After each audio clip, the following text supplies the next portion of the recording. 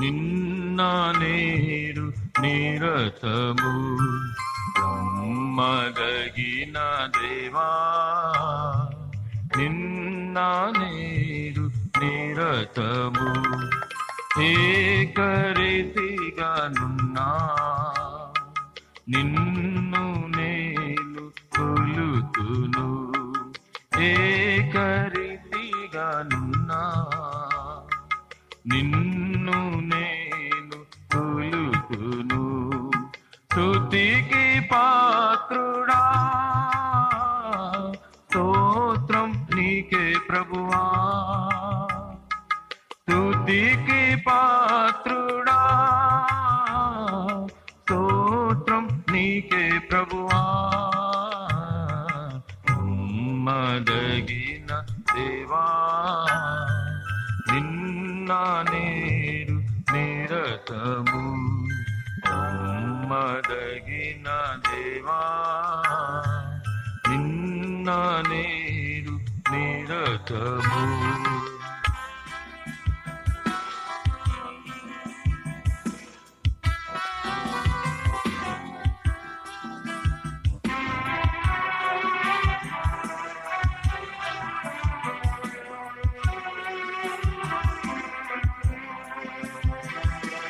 వ్యాధి బాధలు కలిగిన విడువవు నిన్నడు.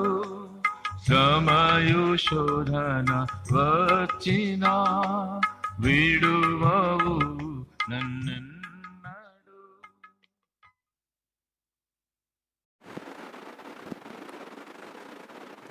శుక్రవారము ఉపవాస దినం కొరకు చేరి వచ్చినటువంటి సంఘ బిడ్డలందరికీ ప్రభు నామంలో వందనాలు తెలియజేస్తూ ఉన్నాను. దేవుడు మనకు అనుగ్రహించినటువంటి గొప్ప సమయాన్ని బట్టి ప్రభువుకు హృదయపూర్వకముగా కృతజ్ఞతాస్తుతులు వందనాలు తెలియజేయబద్దులము. ఈ సమయంలో పరిశుద్ధ వాక్య భాగమును చదువుకుందాం, ధ్యానం చేసుకుందాం. కీర్తనల గ్రంథము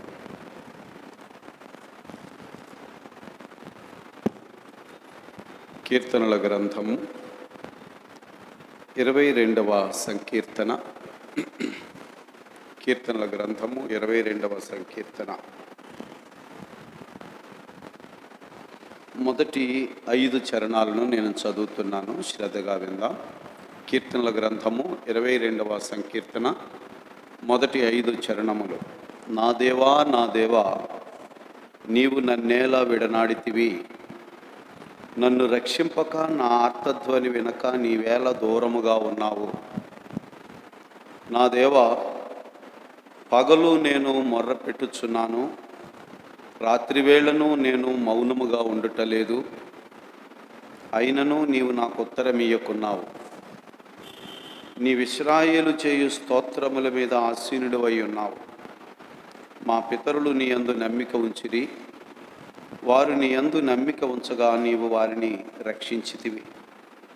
వారు నీకు మొర్రపెట్టి విడుదల నొందిరి, నీ యందు నమ్మిక ఉంచి సిగ్గుపడకపోయిరి. చిన్న ప్రార్థన చేసుకుందాం. పరిశుద్ధుడు అయిన మా తండ్రి, కృపగలిగిన రక్షకుడా, మా ప్రభువా యేసు, నీకు వందనాలు నాయనా. తండ్రి, నీ పరిశుద్ధ రక్తము వెల చెల్లించి మమ్మల్ని విమోచించి నీ సొత్తుగా, నీ ప్రజగా, ప్రభువా నీ శరీరములో భాగముగా మమ్మను చేర్చుకున్నందుకు నీకు వందనాలు. ప్రభువా, చదువుబడినటువంటి వాక్య భాగములలో నుండి సర్వసత్యాన్ని మాకు నేర్పించండి. చేరువచ్చిన నీ ప్రియ పిల్లలందరినీ ప్రభువా మీరు బలపరచండి. నీ మాట చేత మమ్మను బ్రతికించుమని మా ప్రభువైన యేసు క్రీస్తు వారి ద్వారా వేడుకొనుచున్నాము తండ్రి, ఆమేన్. ప్రభునందు ప్రియ దేవుని బిడ్డలారా, ఈ 22వ కీర్తన యేసుక్రీస్తు ప్రభుల వారు సిలువలో వేసిన కేక అందరికి తెలుసు. యేసు ప్రభు వారు సిలువలో ఈ కేక మరి వేయబడక ముందు 1500 సంవత్సరాల క్రితము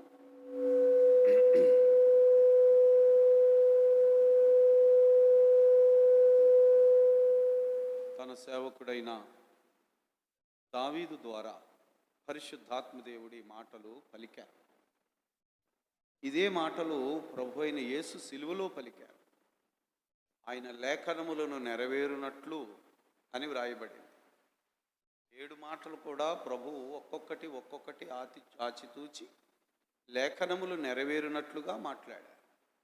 అయితే ఇక్కడ చదవబడిన ఈ లేఖనము, దావీదు ద్వారా రాయబడిన ఈ లేఖనములో మనం ఒక పాఠాన్ని నేర్చుకోవాలి. ఇక్కడ భక్తుని యొక్క ఆర్తనాదం ఏమిటి? భక్తుని యొక్క వేదన ఏమిటి? నా దేవా, నా దేవా, నన్నేలా విడనాడితివి, నన్ను రక్షింపక నా ఆర్తధ్వని వినక నీవేళ దూరముగా ఉన్నావు. తన అనుభవంలో, దావీదు అనుభవంలో ఒక వేదనకరమైనటువంటి ప్రశ్న ఇది. ఒకటి అర్థమైపోయింది, నా దేవుడు నాకు దూరముగా ఉన్నాడు, నా దేవుడు నన్ను విడిచిపెట్టేశాడు అని దావీదు తనను తాను కన్ఫర్మ్ చేసుకుంటున్నాడు. గమనించండి, ఈ అనుభవం చాలాసార్లు మన జీవితాల్లో ఉంటుంది. ప్రతి క్రైస్తవ విశ్వాసి యొక్క అనుభవాల్లో ఇది ఉంటుంది. ఏమిటంట?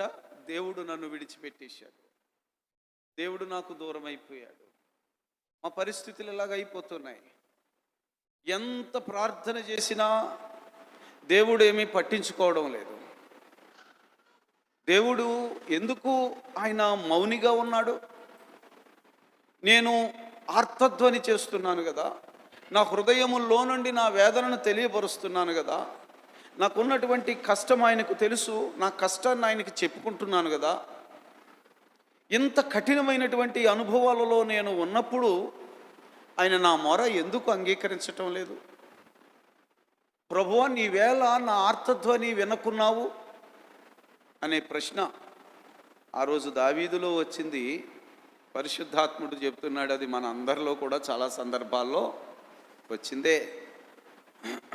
క్రైస్తవ విశ్వాసులంగా దేవుని యొక్క కుటుంబంలోనికి అడుగు పెట్టినటువంటి వారముగా మనము వీటిని ఎన్నోసార్లు అనుభవించి, ఎన్నోసార్లు మన హృదయం కృంగిపోయి దేవుడు మమ్మల్ని పట్టించుకోవడం లేదు, ఎంతకాలం బట్టి ఈ వ్యాధి కోసం నేను ప్రార్థన చేస్తున్నాను, ఈ వ్యాధి తగ్గడం లేదు, ఎంతకాలం బట్టి నా కుటుంబంలో ఉన్న ఈ పరిస్థితిని గురించి ప్రార్థన చేస్తున్నాను, దేవుడు నా ప్రార్థన ఎందుకు పట్టించుకోవడం లేదు, దేవా నీవెందుకు నన్ను విడిచిపెట్టేశావు అని చాలాసార్లు చాలామంది విశ్వాసులైన వారు కృంగిపోయిన పరిస్థితులు ఉంటాయి. జాగ్రత్తగా గమనించాలి, దేవుని యొక్క వాక్యం ఏం చెబుతుంది. ఆదివారం పాఠంలో మనం చదువుకున్నాం కదా, యెషయా గ్రంథము 44వ అధ్యాయాన్ని మనం చదివాం. దేవుడు అంటున్నాడు, యాకోబు, ఇశ్రాయేలు. ఇశ్రాయేల్ అంటే ఎందుకు చెప్పాడు ఆ మాటలు నేను గతంలో కూడా మీకు చెప్పాను. యాకోబు ఇశ్రాయేలుగా మారాడు. మార్పు లేక ముందు అతని పేరు యాకోబు, మారు మనస్సు పొందిన తరువాత ఇశ్రాయేలు. అందుకని దేవుడు వారిని ఎప్పుడు పిలిచినా యాకోబు అని ముందు జ్ఞాపకం చేసి తర్వాత ఇశ్రాయేలు అని చెప్తున్నాడు. నువ్వు ఇప్పుడు యాకోబువు కాదు, నీవు ఇశ్రాయేలువి అని మరలా ఆయన ఒకసారి జ్ఞాపకం చేస్తున్నాడు. నువ్వు కృంగిపోతున్నావేమిటి? దేవుడు నా ప్రార్థన ఆలకించట్లేదు, నన్ను పట్టించుకోవట్లేదు అని చెప్పి నువ్వు కృంగిపోతున్నావేమిటి? నువ్వు యాకోబువు కాదు, గుర్తుపెట్టుకో, నువ్వు విమోచింపబడినటువంటి ఇశ్రాయేలువి అని అక్కడ అన్నాడు. వీటిని జ్ఞాపకము చేసుకొనుము. నువ్వు కృంగిపోవడానికి కారణం ఏంటంటే నువ్వు కొన్ని మర్చిపోతున్నావు. నేను నీ అతిక్రమములన్నిటినీ మంచు విడిపోవునట్లుగా నేను వాటన్నిటినీ తీసేశాను. నువ్వు యాకోబువు కాదు, నా నామమునందు విశ్వాసం ఉంచినటువంటి వాడివి, విడుదల పొందినటువంటి వాడివి, నువ్వు ఇశ్రాయేలువి. మర్చిపోకయ్యా, నీ స్థాయి ఏమిటో, నీ స్థానం ఏమిటో, నువ్వెవరివో మర్చిపోయినందువల్ల నువ్వు కృంగిపోతున్నావు. చాలాసార్లు నువ్వు అంటున్నావు, ఆయన నా ప్రార్థన ఆలకించడం లేదు. నా దేవా నా దేవా నీవేళ నన్ను అన్న ప్రార్థన చాలాసార్లు వేదనతో అంటున్నావు. దేవుడు నన్ను విడిచిపెట్టేశాడు, నా పరిస్థితి ఇలాగ అయిపోయింది ఏంటో నన్ను అంటున్నావు. దేవుడు అంటున్నాడు, అది యాకోబు విషయంలో అయితే అయి ఉండొచ్చు, కానీ నువ్వు ఇశ్రాయేలువయ్యా, నువ్వు విమోచించబడిన వాడివి, నువ్వు జ్ఞాపకము చేసుకొనుము. ఏమన్నాడు? నీవు నా సేవకుడవు, నేను నిన్ను నిర్మించుకున్నాను.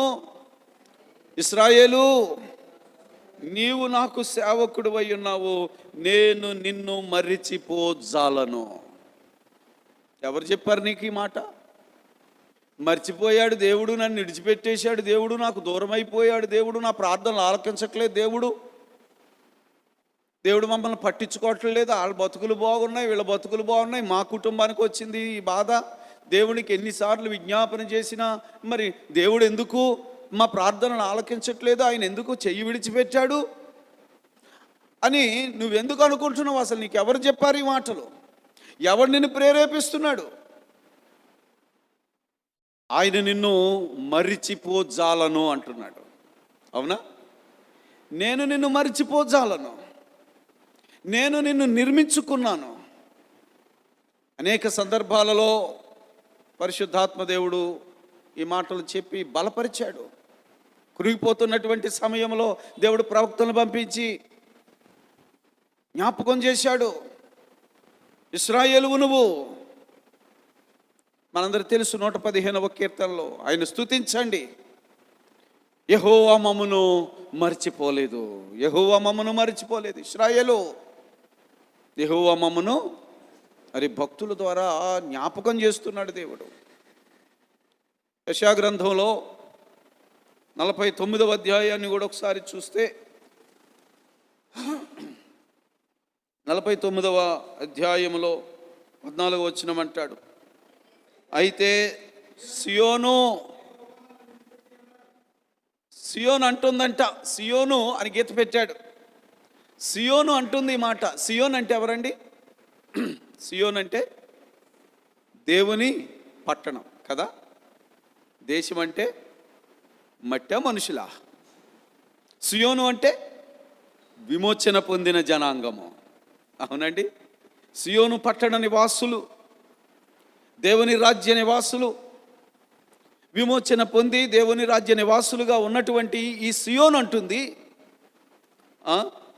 యెహోవా నన్ను విడిచిపెట్టి ఉన్నాడు, ప్రభువు నన్ను మరిచి ఉన్నాడు అని అనుకుంటుందట. ఇది వాస్తవము కాదు.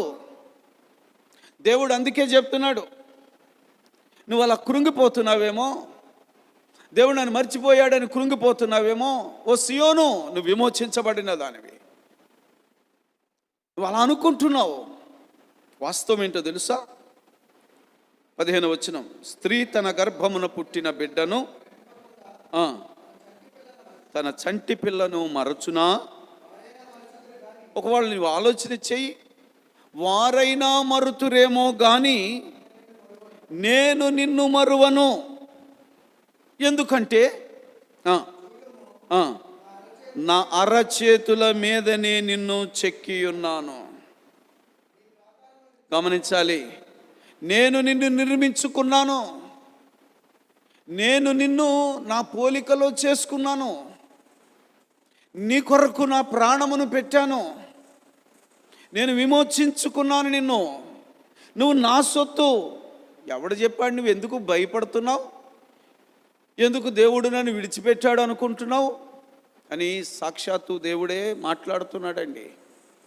చాలా చోట్ల ఉంటుంది, ఆయన మనలను మర్చిపోడు. ఎందుకంటే మనం ఆయన పోలికలో చేయబడిన వారము, అపవాది స్వభావం వల్ల దేవుని సన్నిధికి దూరంగా జరిగిపోయి శాపంలోనే ఉన్నవారము. ఆ శాపమంతటిని ప్రభువు తీసుకున్నాడు.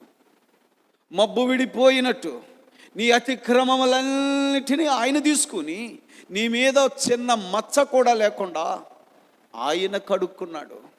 ఆయన నిన్ను మర్చిపోయాడంటే ఏంటి? నీ కొరకు ఆయన దిగొచ్చాడు, ఆయన ప్రాణం ఇచ్చాడు, ఆయన నిన్ను కాపాడుకుంటున్నాడు, బ్రతికించుకుంటున్నాడు.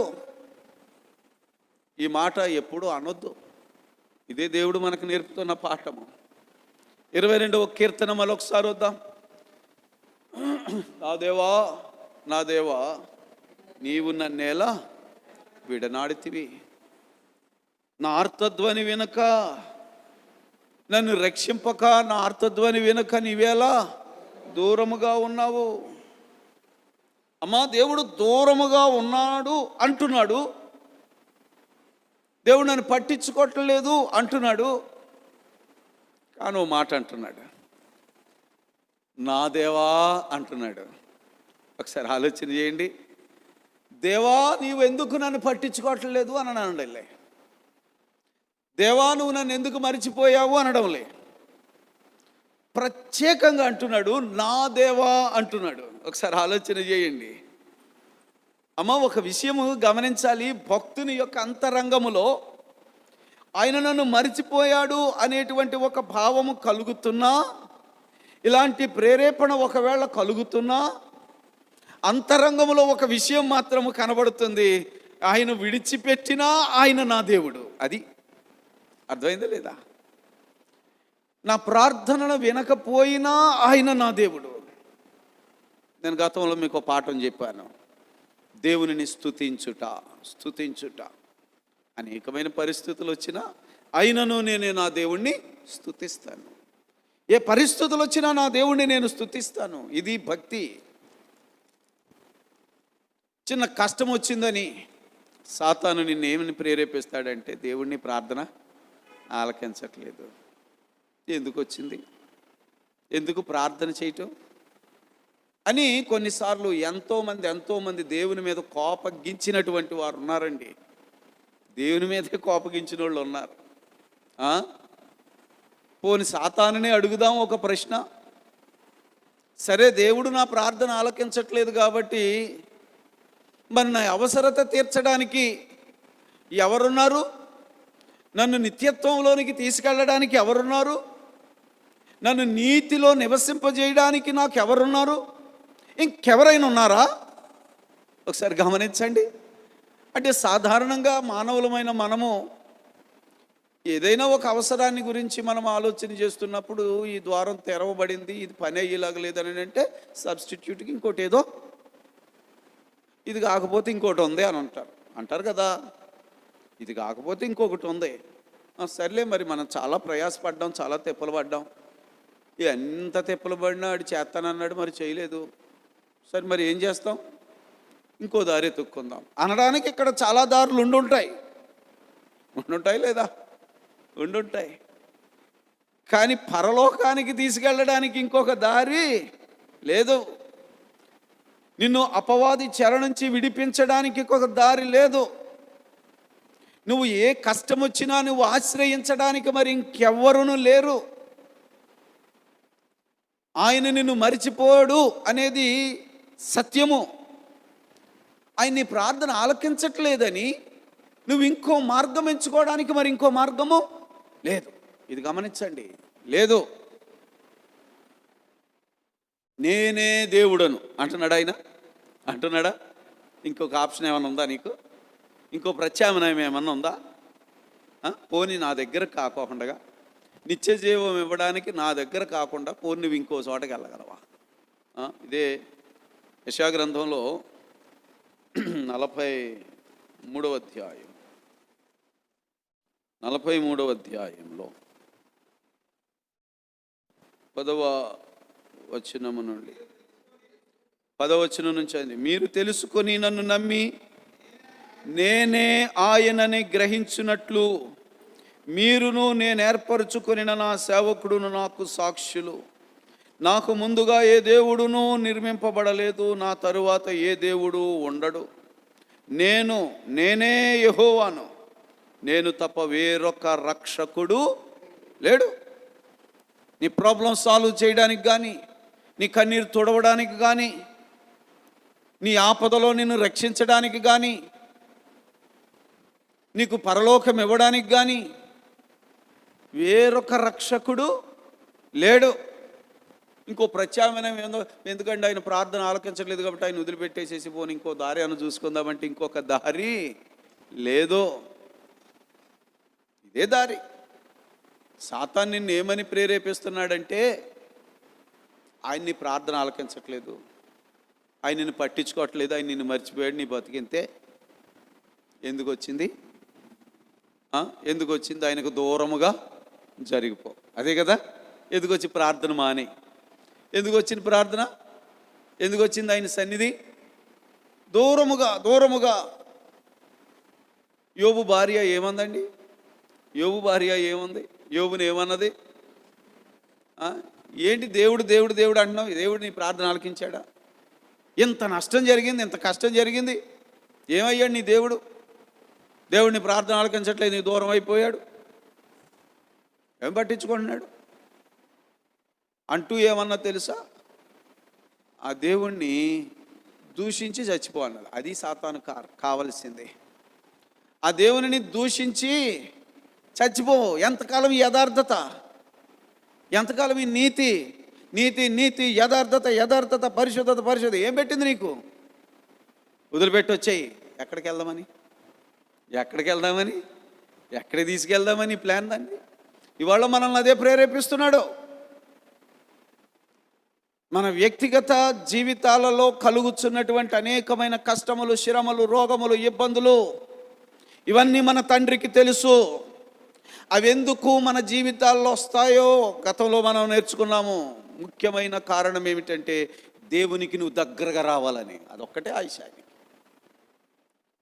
దూరముగా జరిగిపోవడం వల్ల నువ్వు ఎక్కడికి వెళ్ళిపోతున్నావు? మరొక దిక్కుందా? ఇంకొక ప్రత్యామ్నాయం ఉందా? నీ కన్నీరు తుడిచే పరిస్థితి ఏదైనా ఉందా? రోజు దేవునికి దూరం అయిపోయి మనుషులు భ్రష్టులైపోతున్నారు కదా, దుర్వ్యసనాలకు లోనైపోతున్నారు కదా, సాతాను చిక్కుల్లో పడిపోతున్నారు కదా. ఏం ఉద్ధరించుకున్నారు? ఏం బాగుకుంటున్నారు? బయటికి వెళ్ళి పందుల పొట్టు తినే పరిస్థితికి వెళ్ళిపోతున్నారు.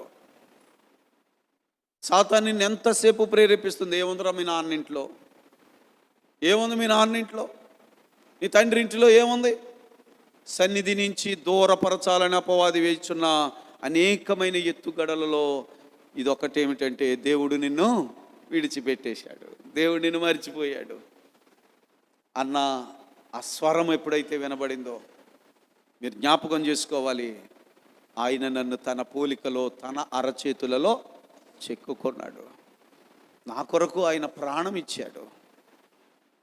నా కొరకు ఆయన పరలోకమును మహిమ సింహాసనాన్ని విడిచి నావలే ఈ మానవ శరీరముతో ఈ భూమి మీదకి వచ్చాడు. నన్ను మర్చిపోతాడా? నీవు మనుష్యుని జ్ఞాపకము చేసుకున్నటకు వాడు ఏ పాటివాడు? పరలోకాన్ని విడిచి వచ్చేసావు నాయనా. ఏమిటి మనుష్యుడు అని ఒక ఆశ్చర్యమైన ప్రశ్న వినబడుతుంటే, మానవుడు అంటున్నాడు దేవుడు నన్ను మర్చిపోయాడని. దయచేసి గమనించాలి. ఇలాంటి పరిస్థితుల అపవాదిని స్వరంలోకి తీసుకొస్తాడు, నిన్ను ప్రేరేపిస్తాడు. ఎందుకు వచ్చింది ప్రార్థన మానే? ఎందుకు వచ్చింది ఆయనకి దూరం అయిపో? ఎందుకు వచ్చింది యథార్థత లేదు, నీతి లేదు, ఏమి లేదు, వదిలిపడే. వాళ్ళు చూడు ఎలా బతికినా వాళ్ళు ఎలాగున్నారు, నువ్వు ఎలాగున్నావు అని అనేక మందిని అవినీతి పరులు, సాతాను సంబంధులు ఈ లోకములో వెలుగొందుచున్నట్టుగా కనబడుతున్న వారిని మన ముందు చూపించి సాతాను మనల్ని మోసం చేస్తున్నాడు. కాబట్టి గమనించాలి, ఆయన మనలను మర్చిపోలేదు. ప్రభునందు ప్రియా దేవుని బిడ్డలారా, ఇక్కడ ఒకసారి గమనించాలి. ఇప్పుడు దావీదు అంటున్న ఈ మాటలో ఒక భావం మీరు గమనించాలి. ఈ పరిస్థితులు ఉన్నాను, ఆయన నన్ను మర్చిపోయాడు అని నేను అనుకుంటున్నాను.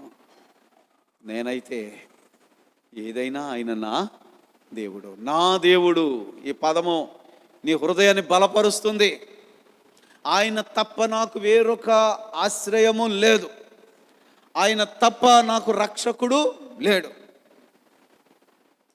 ఆయనే మార్గము, నా పరలోకానికి ఆయనే ద్వారము. నువ్వెన్ని మాటలు చెప్పినా, నాకెంత సొదబెట్టినా ఆయనే నా దేవుడు. ఎలాంటి నిశ్చయత ఇది! ఈ పదంలో విషయం చూడండి. ఆయనే నా దేవుడు, ఆయన కొరకే నేను ఎదురు చూస్తాను, ఆయన కొరకే నేను కనిపెట్టుకుని ఉంటాను. ఆయన కొరకు ఎదురు చూస్తాను. దేవుడు అన్న మాట మీకు అందరూ తెలుసు. యెహోవా కొరకు ఎదురు చూచువారు నూతన బలముతో పక్షిరాజు వలె పైన ఎగురుదురు. ఆయన కొరకు ఎదురు చూచుట అనే పరిస్థితి ఎందుకు వచ్చిందండి? ఎదురు చూచుట అనే పరిస్థితి ఎందుకు వచ్చిందండి? ప్రార్థన చేస్తుంటే జవాబు రావట్లేదన్నమాట. ప్రార్థన చేస్తుంటే జవాబు రానప్పుడు ఎందుకు వచ్చిన దేవుడు, ఎందుకు వచ్చిన ప్రార్థన బయటకు వచ్చాయని యోబు భార్య లాంటి వాళ్ళు బోళ్ళని స్వరాలను వినిపిస్తూ ఉంటాయి. ఆయనను దేవుడు మనకు నేర్పుతున్నాడు ఏంటంటే, ఆయనే నీ దేవుడు, ఆయన తప్ప వేరొక దేవుడు లేడు, ఆయనే నా దేవుడు, ఆయన కొరకు ఎదురు చూడు. ఆయన ప్రార్థనలకు జవాబు ఇవ్వలేదని నువ్వు కృంగిపోకు, నువ్వు వదిలిపెట్టేసి బయటికి వెళ్ళిపోకు. పోని ఓ వ్యక్తి అన్నాడు, ఎందుకంటే ప్రార్థన చేస్తారు ఏం ఉపయోగం అండి, మీకు ఏం కలిగిందండి అని అంటే, పోనీ ప్రార్థన మానేస్తే ఏం కలిగింది? సరే ఆలోచన చేయండి. పోనీ అది కూడా ఒకసారి చూస్తే, పోనీ ప్రార్థన మానేద్దామండి, పోనీ ప్రార్థన మానేసి అసలు ఏం చేయకుండా ఉంటే ఏం జరిగింది? రోజు ఏం జరిగిందంటే కన్నీరు పెరిగింది. అవునా కదా? రోజు శత్రువు యొక్క సహవాసం పెరిగింది. వాళ్ళు ఎన్నో కుటుంబాలు దేవుని సన్నిధికి దూరం అయిపోవడానికి కారణం సాతాను ప్రేరేపణ కదండి. ఒకసారి గమనించాలి. నా దేవుడు అనే పదాన్ని మీ హృదయంలో నాటింపజేసుకోండి. ఆయన నన్ను మర్చిపోడు, ఆయన నన్ను మర్చిపోడు. దేవుని పిల్లారా, 22వ కీర్తనలో మరొకసారి చూద్దాం. 2వ చరణంలో, నా దేవా పగలు నేను మొర్ర పెట్టుచున్నాను, రాత్రి వేళను నేను మౌనముగా ఉండుటలేదు, అయినను నీవు నాకు జవాబు ఇవ్వడం లేదు. ఇక్కడ ఒకసారి ఆలోచన చేస్తే, జవాబు ఇవ్వడం లేదని ప్రార్థన మానేశాడా? ఒకసారి ఆలోచన చేయండి. అమ్మ ఒకసారి ఎలా ఉంది ఇక్కడ జవాబు చేయడండి. అయినను నీవు నాకు ఉత్తరము ఇవ్వడం లేదు, నా ప్రార్థనకు జవాబు ఇవ్వడం లేదు అంటే ఇప్పుడు ఆలోచన చేయండి. ప్రార్థన మానేశాడా? ప్రార్థన చేస్తూ ఉన్నాడా? చెప్పాలా? ఎప్పుడెప్పుడు చేస్తున్నాడు? రాత్రి వేళ, పగలు రాత్రి నా దేవా అంటున్నాడు. పగలు నేను మొర్ర పెట్టుచున్నాను, రాత్రి వేళను నేను మౌనముగా. ఇది కంటిన్యూ అవుతూనే ఉంది. ఇది నేర్చుకోవాలి మనం. అర్థమైందా లేదా? ప్రార్థనను మానేయి అనే ప్రేరేపణ చాలా వస్తుంది. ఏం చేశాడు నీ దేవుడు అనే ప్రేరేపణ చాలాసార్లు వస్తుంది.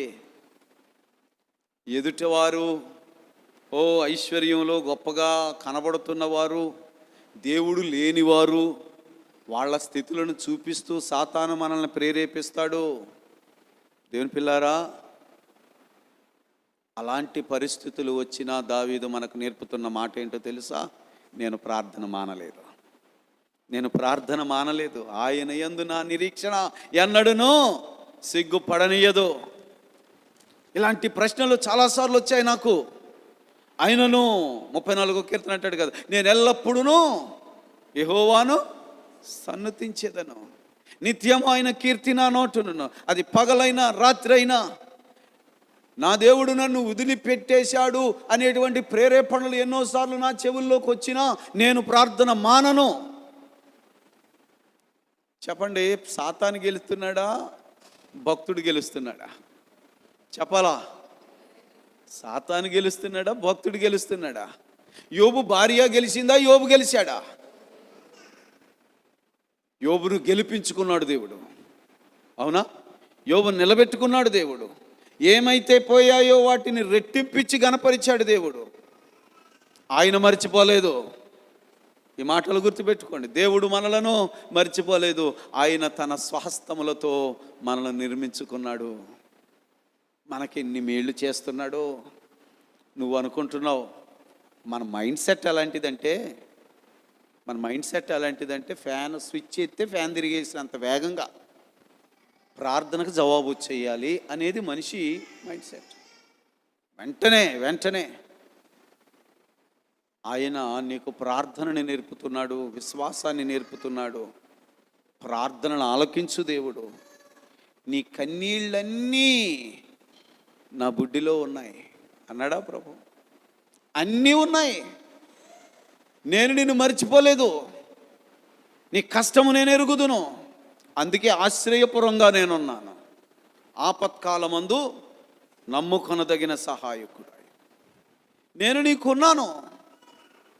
సాతాను నిన్ను నా నుండి దూరం చేయడానికి వేసే ఎత్తుగడిది.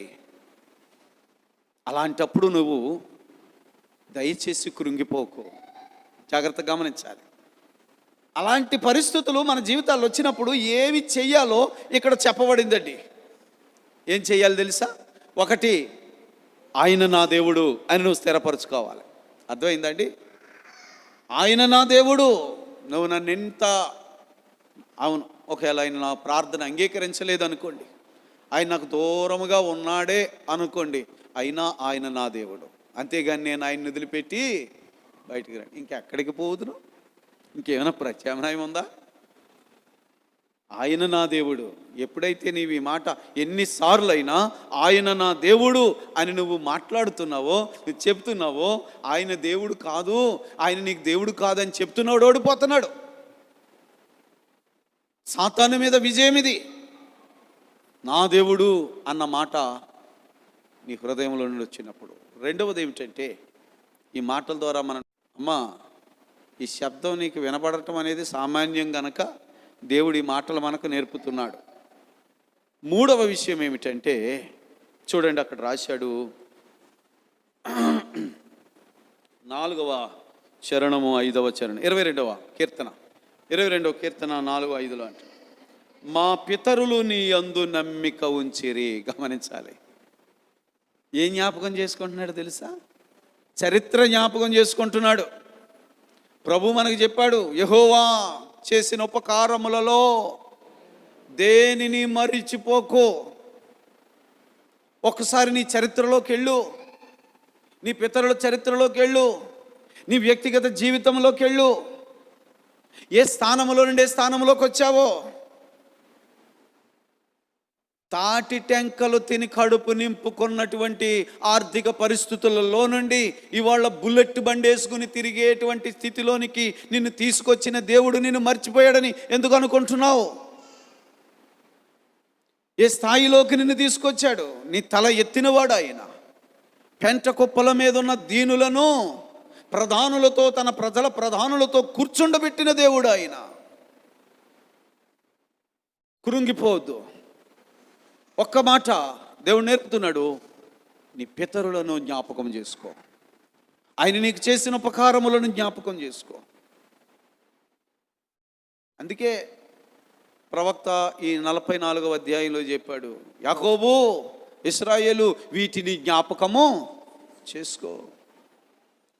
నేను నిన్ను మర్చిపోయాను అనుకుంటున్నావేమో, నేను నిన్ను నిర్మించుకున్నాను, నువ్వు నా సేవకుడువు, నేను నిన్ను మర్చిపోలజాలను. నువ్వు ఒకటి జ్ఞాపకం చేసుకో, నీ పితరుల విషయాన్ని జ్ఞాపకం చేసుకో.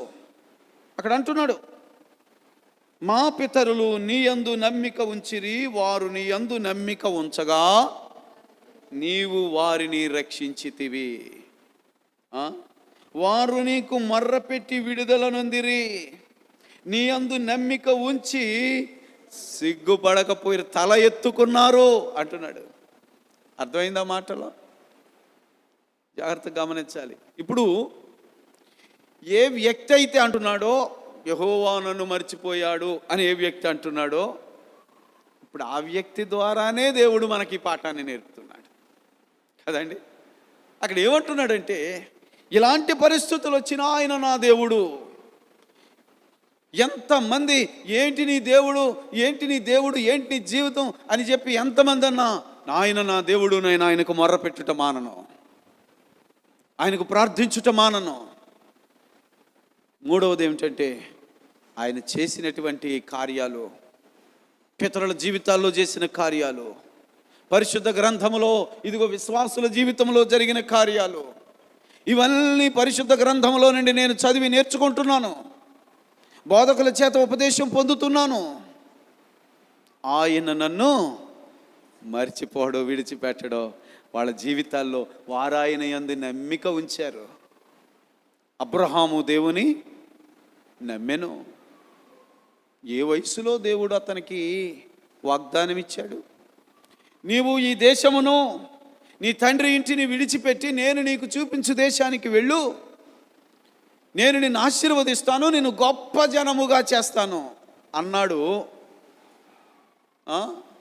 నీ గర్భఫలం ఆశీర్వదించబడుతుంది, నీ వలన భూలోకములో ఉన్న జనాంగములు అందరూ ఆశీర్వదించబడతారు అని దేవుడు చెబితే నమ్మాడు, బయలుదేరాడు. ఎంతకాలం వెయిట్ చేశాడు? అవునండి, ఎంతకాలం వెయిట్ చేశాడు? దరిదాపు 25 సంవత్సరాలు. 25 సంవత్సరాలు మొర్ర పెడుతుంటే ఎన్నిసార్లు ఒకవేళ తన పనివారు అని ఉండొచ్చు, తన యొక్క తోటివారు అని ఉండొచ్చు, తన భార్య అని ఉండొచ్చు, లేదా ఇంకెవరైనా ఉండొచ్చు. ఎందుకయ్యా, ఎందుకు ఆయన వైపు చూస్తావు? నీ దేవుడు నీ ప్రార్థన ఆలకించడం లేదు, నువ్వేదో భ్రమలో ఉన్నావు ఎందుకు అన్న స్వరాలు ఎన్నోసార్లు వచ్చుంటాయి. కనిపెట్టుకున్నాడా లేదా? కనిపెట్టుకున్నాడు. యెహోవా కొరకు ఎదురు చూశాడు. అబ్రహామును ఆశీర్వదించిన దేవుడు, శూన్యములో నుండి సృష్టిని చేయగలిగిన దేవుడని అబ్రహాము నమ్మి, మృతతుల్యమైనటువంటి తన గర్భము, శారా గర్భము మృతతుల్యమైనది అని తెలుసుకొని నిరీక్షణ కలిగిన వాడై అని రాసింది కదా. నిరీక్షణ కలిగిన వాడై ఎన్నిసార్లు లాంటి బలహీనపరిచే స్వరాలు అతనికి వినబడినా నిరీక్షణ కలిగిన వాడై ఆయన కొరకు ఎదురు చూశాడు. ఇవాళ దేవుడు పక్షిరాజు వలె పైన నిలబెట్టాడు అబ్రహాముని. అబ్రహాము సంతానము ఇవాళ ఆశీర్వదించబడిన సంతానముగా ఉన్నారు. ప్రభునందు ప్రియ దేవుని పిల్లారా, నీ పూర్వీకులను జ్ఞాపకం చేసుకో. నీ యందు నమ్మిక ఉంచినటువంటి వారిని జ్ఞాపకం చేసుకో. హెబ్రీలకు రాసిన పత్రిక 11 తీయక్కర్లేదు, 11వ అధ్యాయంలో ఉన్న లిస్ట్ అంతా విశ్వాసుల లిస్టే కదా. వాళ్ళ నమ్మకము, ఎలాంటి నమ్మకము, ఎలాంటి విజయాలు పొందారు నువ్వు జ్ఞాపకము చేసుకును. నువ్వు అన్యుడివి కాదు, విడిపించబడిన వాడివి, నువ్వు ఇశ్రాయేలువి. నువ్వేదో స్వరాన్ని విని, ఏదో పరిస్థితులు చూసి నీవే బెంబేలెత్తిపోయి దేవుడు నన్ను మర్చిపోయాడు, నా ప్రార్థనలు ఆలకించట్లేదు, ఎంతకాలం బట్టి ఎదురు చూస్తున్నాను. దయచేసి దేవుని పిల్లలారా, ఏది ఎప్పుడు ఇవ్వాలో మన తండ్రికి తెలుసు. ఆయన నీ ఆశను భంగము చేయడు. ఆయన యందు నిరీక్షణ ఎన్నడూ నిన్ను సిగ్గుపడనీయదు. నీ నమ్మికనే ఈ లోకస్వరాలు పక్కకు పెట్టేస్తున్నాయి. ఇంకేం గర్భఫలమమ్మా, ఎంత వయసు వచ్చేసింది, ఇంకేం గర్భఫలమమ్మా, ఇంకేంటమ్మా, ఏజ్ బారైపోయింది, ఇంకేం ఉద్యోగం అమ్మా, ఏవో ఉంటాయి. కనిపెట్టుకునుట. అయినను నా దేవుని నేను ప్రార్థన చేస్తాను. పగలు నేను మొర్రపెట్టుచున్నాను, రాత్రి వేళ నేను మౌనముగా ఉండుటలేదు. నా దేవుడు తప్పక జవాబిస్తాడు. నేను ఆయన్ను స్తుతిస్తాను, ఆయన ప్రార్థిస్తాను, ఆయనే నా దేవుడని నేను పబ్లిక్గా ప్రకటిస్తాను. ఆయన యందు నా విశ్వాసము నన్ను సిగ్గుపడనీయదు. నా పితరులు ఆయన యందు విశ్వాసం ఉంచిరి, వారు రక్షించబడ్డారు, వారు పరలోక సంబంధులుగా చేర్చబడ్డారు, వారు అపాయములలో నుండి రక్షించబడ్డారు. రెండవది ఏమిటంటే ఆయన వారి తలలెత్తేశాడు. ఆయన వారి తలలెత్తాడు, ఎన్నడూను వారిని సిగ్గుపడనేలేదు. నేను జ్ఞాపకం చేసుకుంటే ఇది 3వ అంశము. దేవుని పిల్లారా, ఇలాంటి నిన్ను కృంగదీసేటువంటి స్వరము, కృంగదీసే పరిస్థితులు ఏదైనా ఎప్పుడైనా నీ జోలికి వచ్చినప్పుడు నువ్వు చెప్పవలసిన మాటలు ఈ మొదటి 5 వచనాలను మళ్ళొకసారి మీరు చదువుకోండి, ఏళ్ళ దగ్గర చదువుకోండి. ఏమిటంటే, ఇలాంటి పరిస్థితులలో నా దేవా అని అన్నాడు.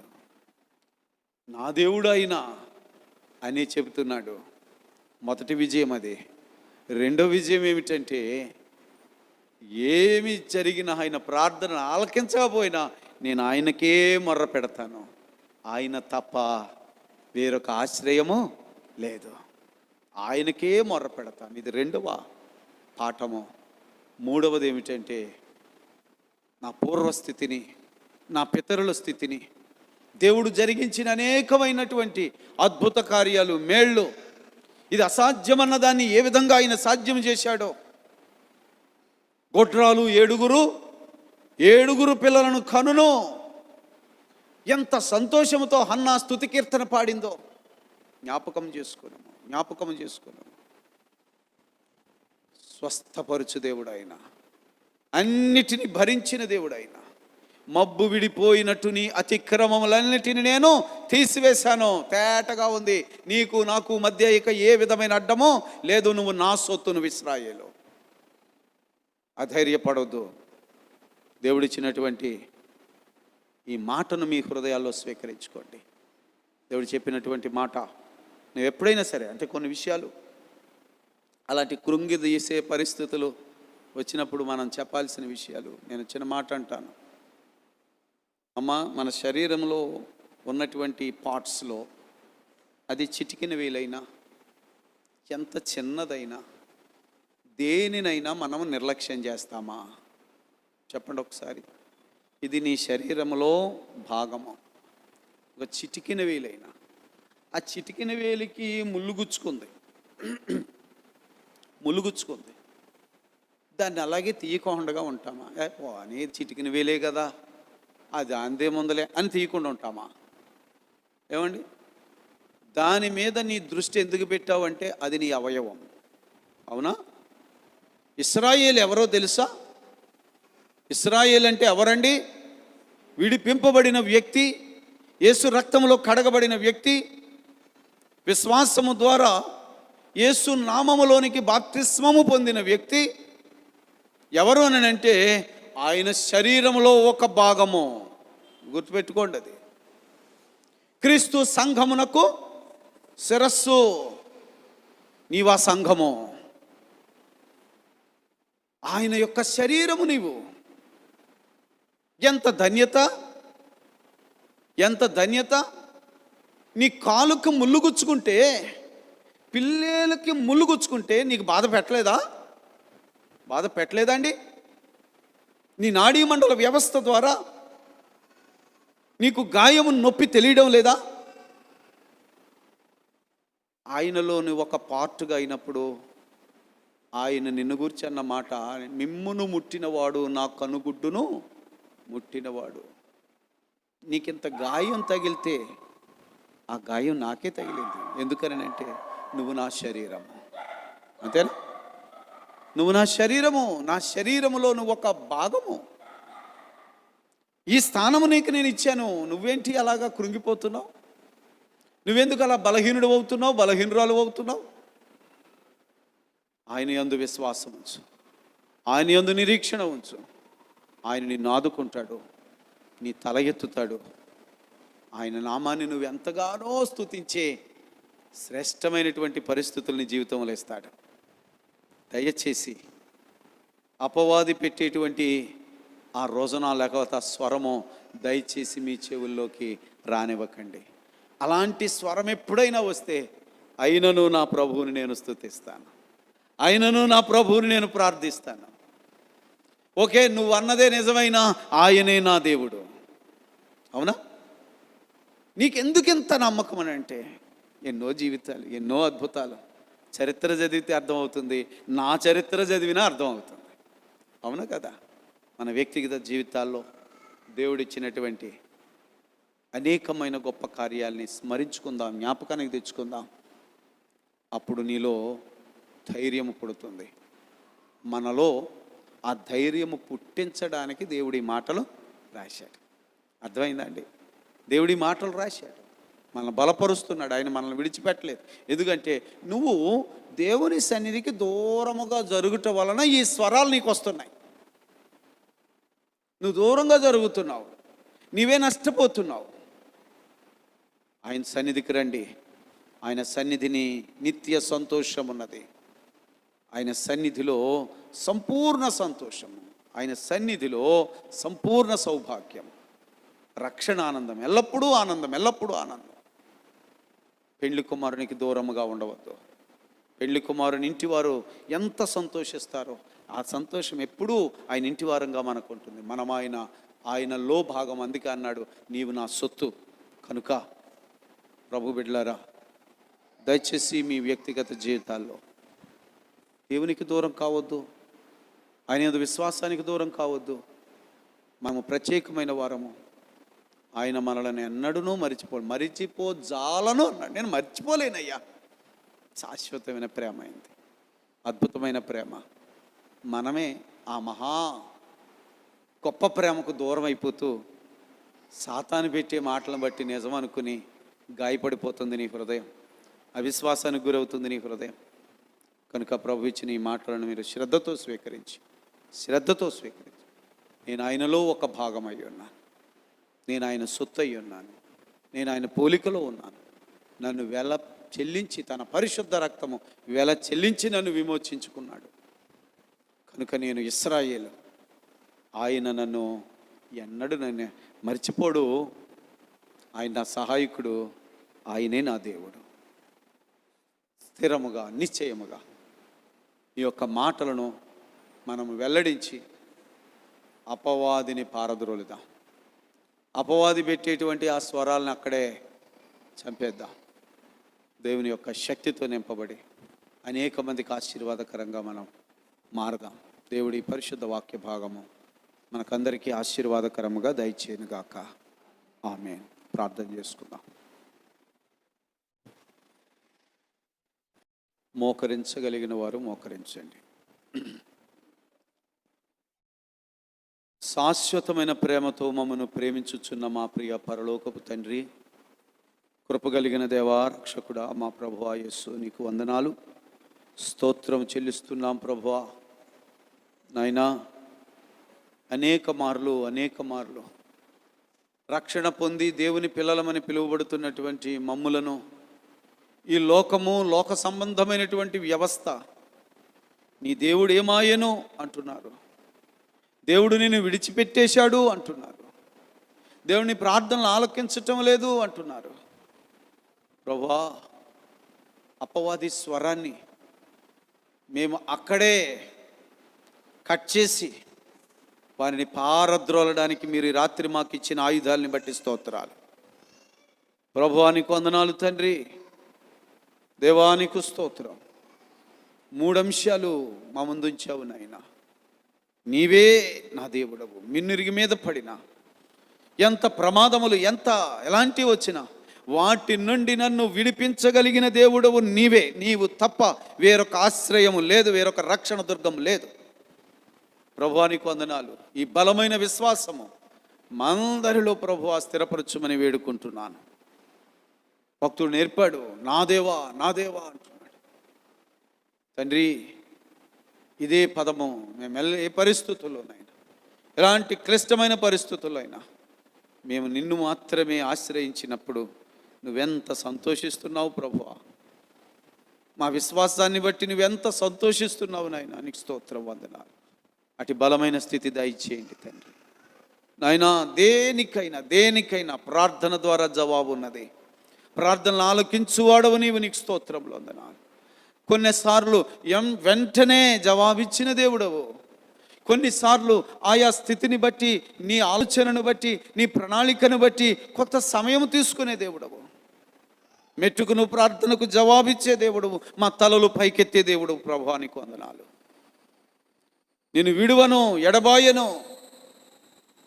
మోషేకు తోడై ఉన్నట్లు నేను నీకు తోడై ఉంటాను అని యెహోషువతో చెప్పిన దేవా, ఈ దినమును మాతో చెబుతున్న తండ్రి నీకు వందనాలు. ప్రభువా, మమ్మల్ని బలపరచండి. మా ప్రార్థనను నాయనా, సడలిన మా చేతులు, సడలిన మా మోకాళ్లను బలపరచుమని ప్రార్థన చేస్తున్నాం ప్రభు. అలాగే నాయనా, విశ్వాసుల జాబితా, విశ్వాసులు పొందినటువంటి విజయము వెంబడి విజయము ప్రభువా మేము ధ్యానం చేయుచున్నప్పుడు నా తండ్రి, మా హృదయాలు ఎంతో ఉప్పొంగిపోతున్నాయి ప్రభువా. వాటి జ్ఞాపకం చేసుకోండి. అది మీకు ఆశీర్వాదకరం అన్నావు నాయన. నీకు స్తోత్రములు, వందనాలు. అవును తండ్రి, మా పితరులు ప్రభువా నీ యందు నమ్మిక ఉంచినటువంటి మా పితరులు ఎన్నడూను సిగ్గుపడలేదు. మమ్మును నీ యందు నమ్మిక ఉంచిన మమ్మును ఎన్నడూను సిగ్గుపడనీయవు. నీకు స్తోత్రం, వందనాలు. కనుక ప్రభువా బిడలు ఈ 3 అంశాలు నేర్చుకుని ఎల్లప్పుడూ ఏ పరిస్థితుల్లో ఉన్నా మీరు చెలవిస్తున్నారు, ఎల్లప్పుడూ ఆనందించండి. మరలా చెప్పుదును, ఆనందించండి. అట్టి ఆనందం ప్రభువా మా అందరి జీవితాల్లో సమృద్ధిగా దయచేసి ప్రతి కన్నీటిని తుడిచి దుఃఖమును నాట్యముగా మార్చి ప్రభువా మా ప్రార్థనలను నాయనా నీవు అంగీకరించి ప్రతిఫలం ఇచ్చి ఆశీర్వదించుమని కృప చూపుచున్న మా ప్రభువు మా రక్షణకర్త యేసుక్రీస్తు వారి పరిశుద్ధ నామములో స్తుతించి ప్రార్థించి పొంది ఉన్నామని నమ్ముచున్నాం తండ్రి. ఆమేన్. పరలోకమందున్న మా తండ్రి, నీ నామము పరిశుద్ధపరచబడునుగాక, నీ రాజ్యం వచ్చునుగాక, నిశ్చితం పరలోకమందు నెరవేరుచు భూమి అందును నెరవేరునుగాక. మనుదినాహారము నేడు మాకు దయచేయి. మెళ్ళ అపరాధములు చేసిన వారిని మేము క్షమించిన ప్రకారం అపరాధములు క్షమించు. మమ్మల్ని శోధనని తేకా దుష్టు నుంచి తప్పించు. రాజ్యము, శక్తి, మహిమ నిరంతరము నీవే ఉన్నావు తండ్రి. ఆమేన్. మన తండ్రిని దేవుని యొక్క ప్రేమ, కుమారుడు రక్షకుడిని యేసుక్రీస్తు ప్రభుల వారి యొక్క కృప, పరిశుద్ధాత్మ దేవుని సన్నిధి, సమాధానం, పరిశుద్ధాత్మ నిరంతరం ఆనందించు భాగ్యము చేరివచ్చిన మనందరికీ నీ ప్రభు అనుగ్రహించి మనకు తోడయుండి మన తలలెత్తి ఆశీర్వదించునుగాక. ఆమేన్. ఉల్మామీదా